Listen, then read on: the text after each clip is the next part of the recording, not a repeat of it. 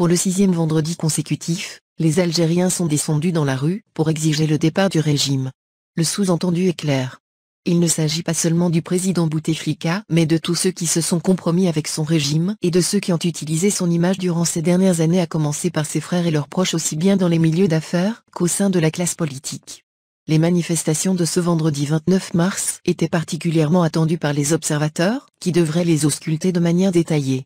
L'événement de la semaine écoulée a été constitué par l'appel du chef d'état-major de l'Armée nationale populaire en faveur de l'application de l'article 102 de la Constitution en vue de déclarer les vacances du pouvoir présidentiel.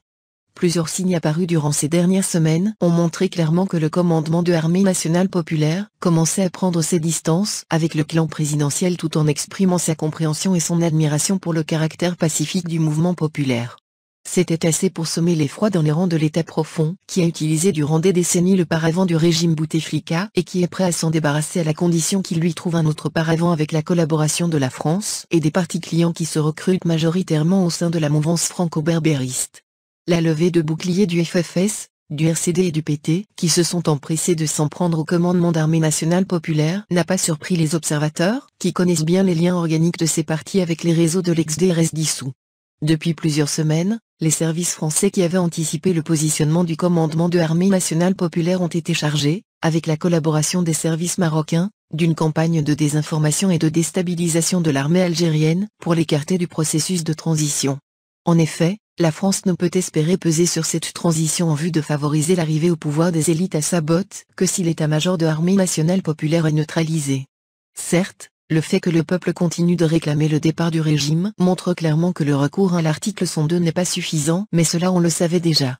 Le commandement de l'Armée nationale populaire a prendre d'autres décisions plus fortes à la hauteur des attentes populaires.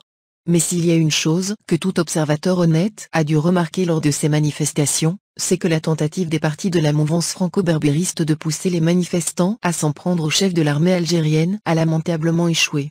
Quelques jeunes ont essayé de lancer des cris allant dans ce sens à Alger, mais ils ont vite été étouffés par des cris autrement plus nombreux et plus forts appelant à la fraternisation entre le peuple et l'Armée nationale populaire.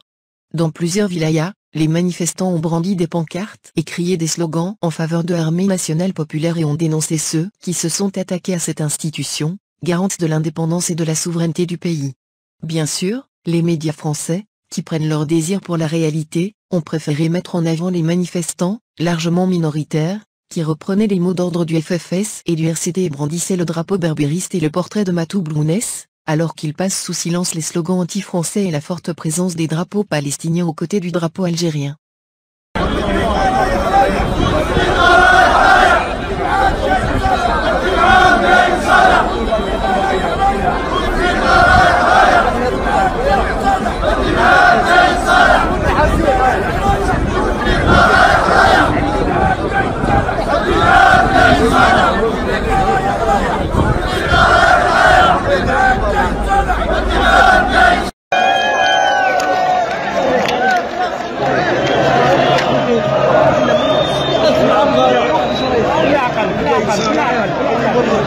نطلب مؤسسة الجيش من أجل حماية العصابة. شوف، قايد صالح من الجهة القانونية ما عندوش الحق، ما عندوش صلاحية قانونية أنه يطلب تطبيق مادة دستورية، مش من الصلاحيات تاعو.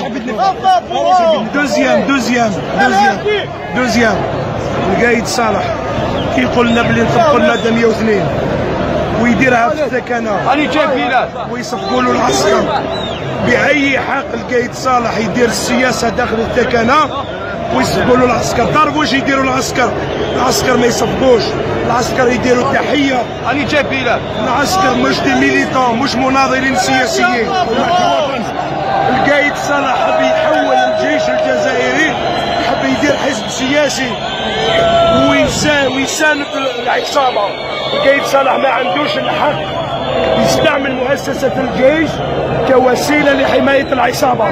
هذه المؤسسة تاعنا مش تاعو، مؤسسة الجيش هي مؤسسة الشعب مش تاعو.